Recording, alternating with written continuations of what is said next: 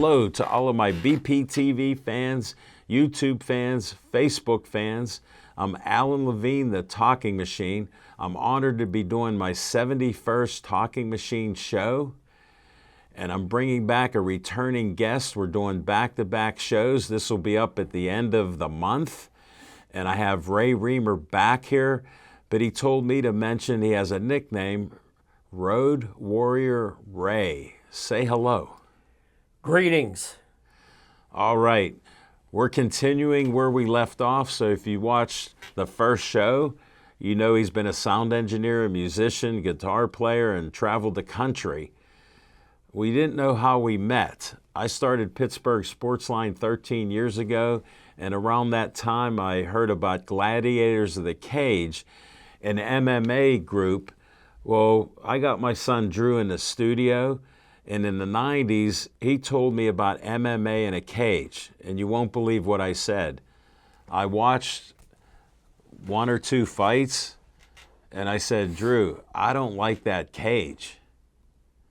Well, last year at 67, I became an MMA promoter, and my first event is Coliseum Combat Zone at the All-American Fieldhouse, September 14th.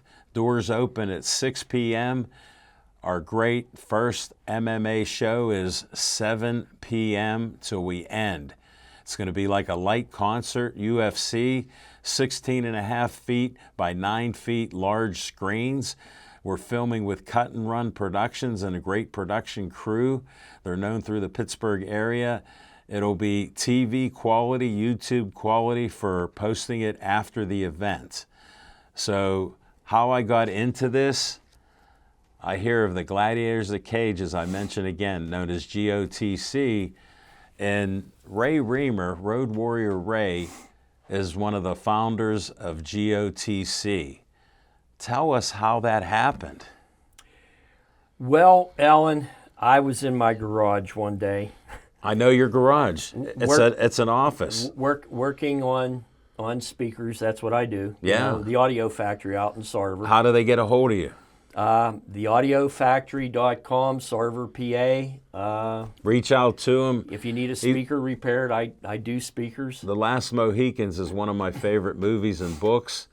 He's the last Mohican with fixing speakers. I've been doing it for 28 years. I was in business with JBL. I'm a JBL schooled speaker tech. Yeah. I also have degrees with Electro Voice. I was a Celestion speaker tech. Wow, you're going deep on me. That is pretty great. Big names, you know. You're dropping them like they're pennies. Been fixing speakers for over 30 years. Yeah. Reconing, refoaming. I don't get into the electronics, but I, take care of that. You're an analog guy. Analog guy. I stayed away from all the digital stuff. I got out of the sound business, as a touring sound guy when the digital stuff all started coming in. Right, but you had a great career doing that. We only gave a partial list last time. It was probably over 50, but we digress. You're in your garage, and somebody came up, a friend of yours. So the owner at the time of Gladiators of the Cage, Robert Joseph, stopped. He pulled in the driveway, and he was a state trooper. And you were a friend of his. And I was a friend of his. He stopped in because he had worked with Bret Michaels. He'd brought Lone Star in. Right. He was doing. Bret Michaels was just at the Steeler camp. Just at the Steeler camp. Just to drop names. Yeah, Robert he did a lot of nonprofit things, and he was trying to help, fire companies. He was trying to help, different organizations make money. Sure. And he had heard about me, being in the band business and being in the promotion stuff. And yeah. So. And the skill set you have. And yeah, the background in it that I have. And I'm very, I don't go in and tell everybody, what I've done. It is what it is. Well, for a lay person loves music, it's impressive. And I appreciate that, and thank you very much. You're welcome. But, he stopped and he walked into my shop and he said, listen, he says, I got an idea. and he said, I want you to do production for MMA. Tell him what you said. And I looked at him and I said, okay, I've never heard of, who's MMA? What band's that? And he said, no, you dummy. He said, it's mixed martial arts. Wow. So I'm like, okay. And you knew of mixed martial arts. Yeah. And wrestling. And wrestling, because NWA. NWA, worked with NWA and the Ric Flairs and the Road Warriors. He's personal friends with all these guys. Was. A lot Okay. of them are gone. Well, Rick's still around, but yes. yeah. Way to put that out there. Hey, we never been this old and people are dying. Right. Yeah, carry on with Robert Joseph there. So we talked, and he's like, I got a show coming up at the new Syria Mosque. That's out in Harmerville. Yeah. Okay. And I shouldn't call it the Syria Mosque. It's the Shriners. Shriners Center in Cheswick. In Cheswick, yes. And We got information at the end on that. he says to me, I need you to have this together in 2 weeks. Goodbye. And he gets in his police cruiser, and he's gone. He was a state trooper. Right. And before What did you do? Before he left, he said to me, I want to take, what I want to come up with is an idea. He says, I kind of want to mix UFC with the WWE, because he liked the WWE. He was a big wrestling fanatic, like Sure, a lot of my friends. a lot of people Yeah. are, okay? And my comment was to him right at the very onset of this, I said, do you understand, you get it that the one is real. I mean, when that steel cage door slams, it's Yeah, that's on. real. It's not scripted. Right. And I said, the other one is scripted, and people call it fake, but no, it's not really They're fake. athletes. They're athletes, Yeah. and they're very good athletes, but it's predetermined to mount a show. I'll just mention Bruno Sammartino. Yes. Legendary. Yeah, and a great athlete.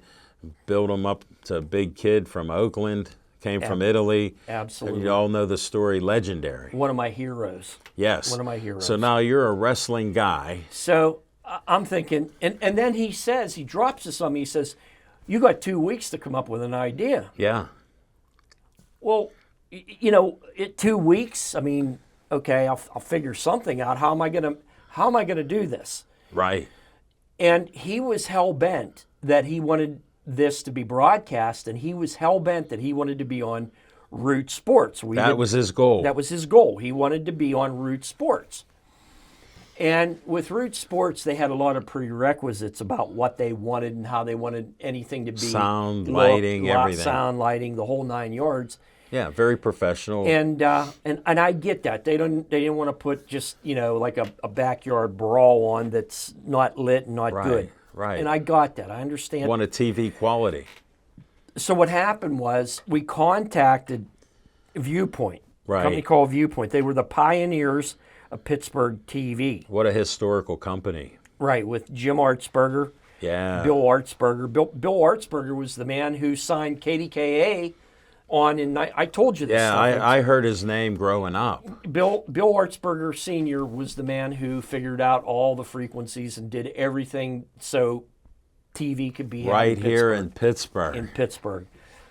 So now you're following that lead. You got 2 weeks. right, I got 2 weeks. So you meet with these companies. So I meet with these companies, and very first off, Jim said I can't do. Jim, who is now deceased, a very good personal friend of mine. Yeah. He said I can't do your first show, but he says, I'm very much interested in this, and I want to, Do come the out and next, yeah. do the next. So the very first show that I come up with was we were going to do it at Shriners. Yeah, Shriner Center. Center out in Cheswick, and we were going to do it in a one of those outdoor pavilions. Yeah. Okay. They do a lot that music out there. And it was miserable because it was in I think August, and it was hot. I missed that show. You missed that show, and I'm glad you did. Yeah. And it was miserable, and it was hot, and it was inside that We pavilion. heard about it though, and we promoted guys. And it was a big turnout. People come out to see this in droves. I was like, wow, this is like a small rock concert. Yeah. So we did that, and, we didn't film it. So he said, it's all good. I'm glad we didn't film it. So the next show was scheduled for November, and that's the one that you came Yeah. to. You and Smokin' Jim came Yeah. to. And we did that inside the Shriners, inside that beautiful facility. It's amazing. It's amazing. Opulent type of setup. If you haven't been there, you need to go there. And we'll check tell it you out. why you got to go there And why you got to go. later. Tease again. So we went and we did the second show. We put so many people in the place that we couldn't put any more in because of the way we had to put the cage down on the floor. Right in the middle of the area. Right in the middle of like where it was. And, the place, it sold And you had out. seating up on the stage, I actually put seating on the stage. which was interesting, unique. Very much so at that time. And at that show, Jim Ortsberger showed up. Him and his wife showed up, and he brought a camera. Wow. I mean, this guy just threw in with us. That's amazing. A legend And like A that. legend. He was an absolute legend in the business. Viewpoint's an absolute legend in the business. Right. And so they come out, and he filmed, like a bunch of the matches just to get it on tape so he could mix it back and show us what it was going to look like. Right. And so he come out and he threw in. He didn't charge us for any of this. This was all free. All gratis. All Wow. gratis, okay, for that very first show. So, we did that, and so a week or two later, we went down to Viewpoint, down off of Mount Nebo Road. Yeah. And we met with him, and he had a producer in there, and Mike Kenlick was like his producer guy, and Yeah. we started doing this. And he told you about the trucks that you would have with the production. right, and the next And thing. where did you go next then with all of this? Because we had outgrew that so rapidly, it was like the First first show. We ended up down at Stage AE. That's where we ended up. We got stories. Let me interrupt first because we're going to move on from this shortly. They sold out, not only they start one there, but they sold out 6 Stage AE shows Yes. with what Ray created. So I call him the co-founder of this because Robert Joseph didn't have an MMA show until Ray created this. Now, he created this from scratch. Right. With production, lighting, and everything. And we went there, and Smokin' Jim wasn't a fan of MMA. Right. Mm-hmm. When he saw your show, and we met you there just, on a little hello and whatever, here I am. Right. Uh-huh. We were so impressed. Smokin' Jim is now known as an MMA guy. Guy. Yeah, he bought into it. He took and- to it and didn't realize we were up close. Thanks for the seating next to the cage. Sure. It's a certified MMA cage. Absolutely. And it's amazing what they do in the cage. And the lighting and everything there was amazing when we saw it there. And we went back. We promoted your guys on our show, Pittsburgh Sportsline. We may have done it 20-some times. Right. Mm-hmm. Promoting them. And even Robert Joseph was on the show one time. Mm-hmm. We promoted MMA fighters.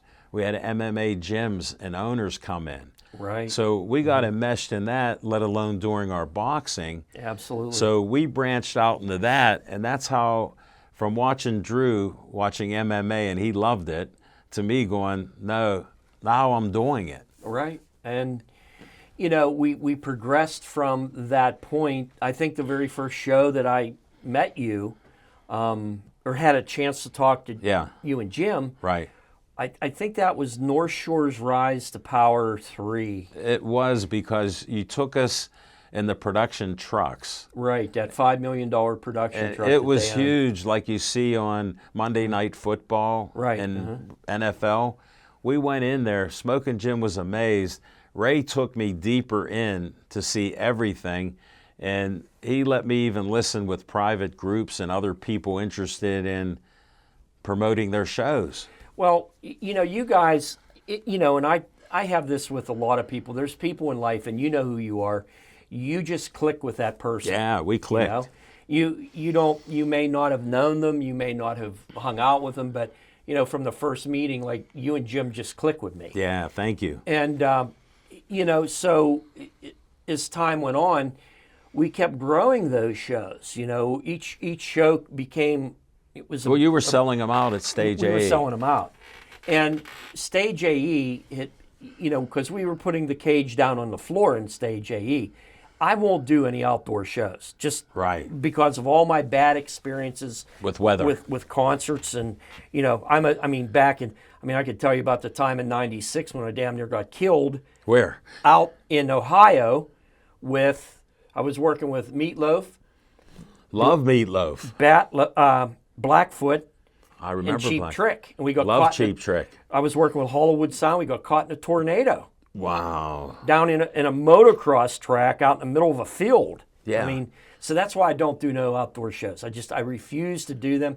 Plus, I had done 8 regattas in my career. I'd had enough of it. Regatta's Regatta, gone. regatta. Yeah, that's No, gone. I went to those all the time. I didn't realize you did it, but we're going to skip a little bit ahead. Go ahead. Because there were some disagreements with where Gladiators of the Cage was going. I want to talk lightly about that. Okay. And we had met right before one of the last shows, but you didn't show up for that. And it was at the Hard Rock Cafe In Ohio, yeah. and I remember going there to Ohio. Well, and we saw a difference. right. All I can say without getting into a whole lot of, Issues. issues, okay? I had worked for several years for Robert Joseph and Gladiators of the Cage. Yeah. And, You made them what they were. we had grown that organization to where I thought it was ready to launch nationally. But I always wanted to get back into concerts. And there were investors that he had that, wanted me to get back into doing the concert thing. And that's Right. where my real love is with And music. we're going to satisfy that at the end of the show. At the end of the show, we're going to So do that. you had these issues and you moved on from it And then. I just left. Yeah, I just got disgusted and I left. Well, a little sidebar.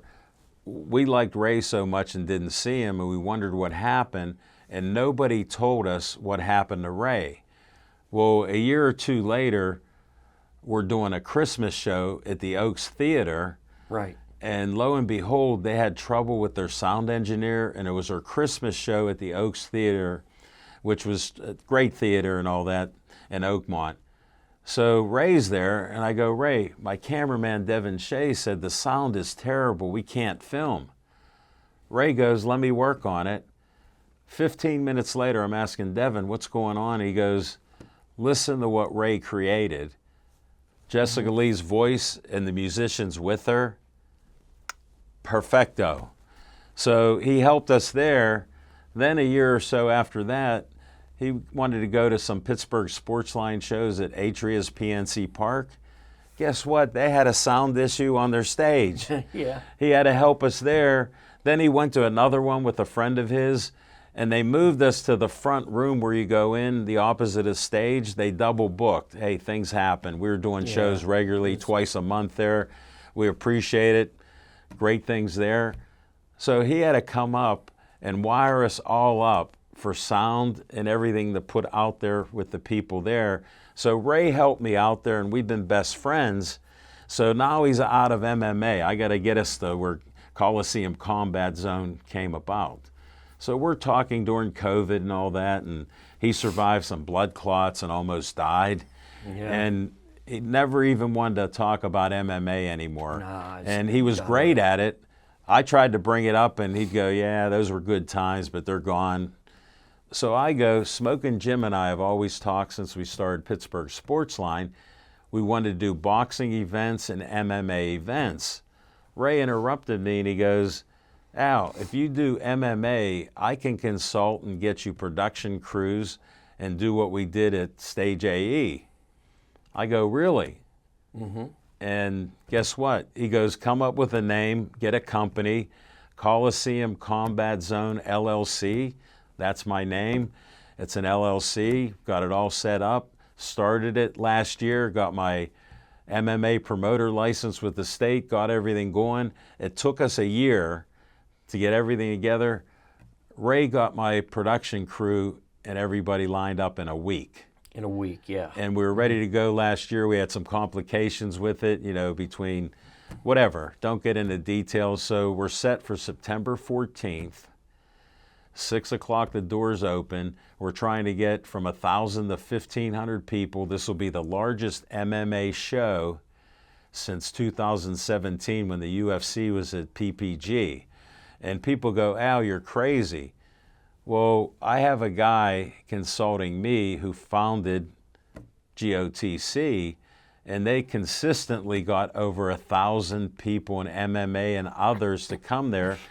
And now there's even more gyms.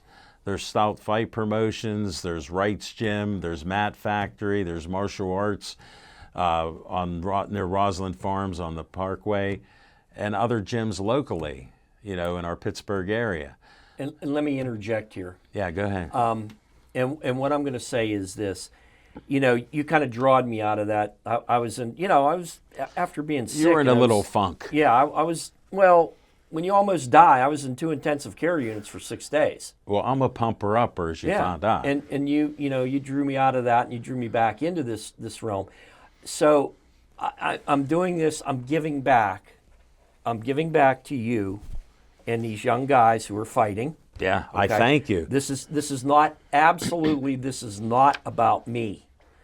This is about the fighters. Yeah. And this is about the fans. And I'm honoring a nonprofit because I do Right. that all the time.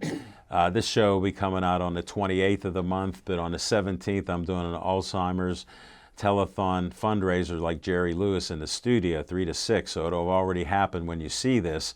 But I'm donating to the National Kidney Foundation.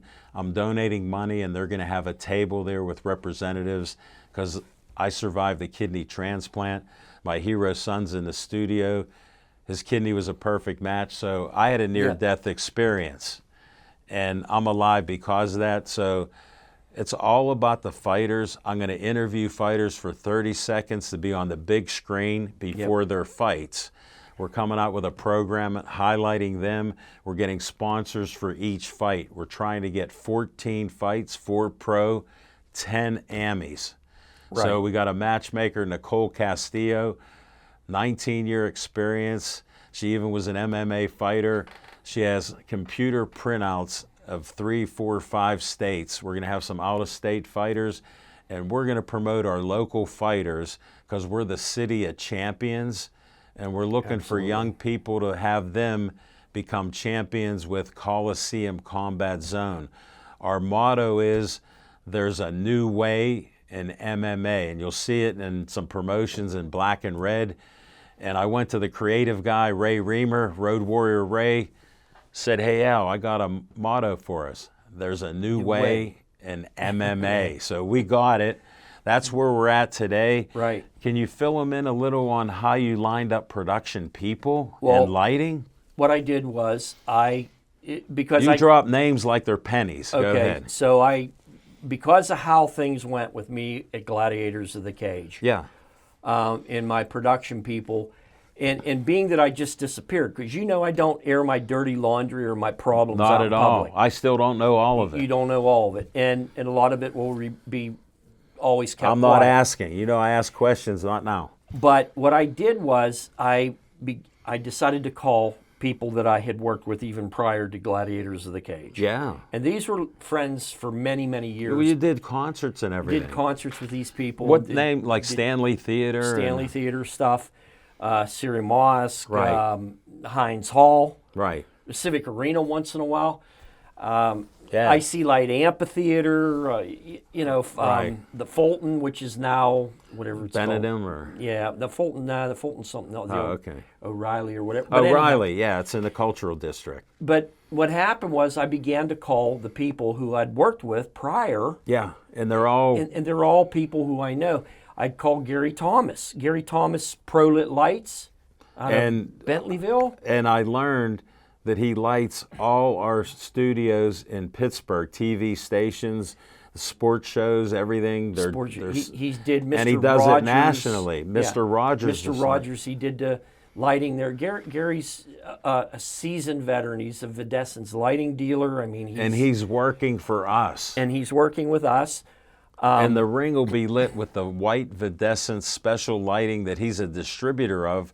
And it's for all the studios. When you see how crisp people look on that, Absolutely. we're going for that look. Ford- Then tell them about who's doing our video production. Well, Jordan McMillan from Cut and Run Studios. Yeah. They've been in business probably 10, 15 Right in years. Beachview. They used to be on Banksville Road. You can still see their old signage. They grew out of it.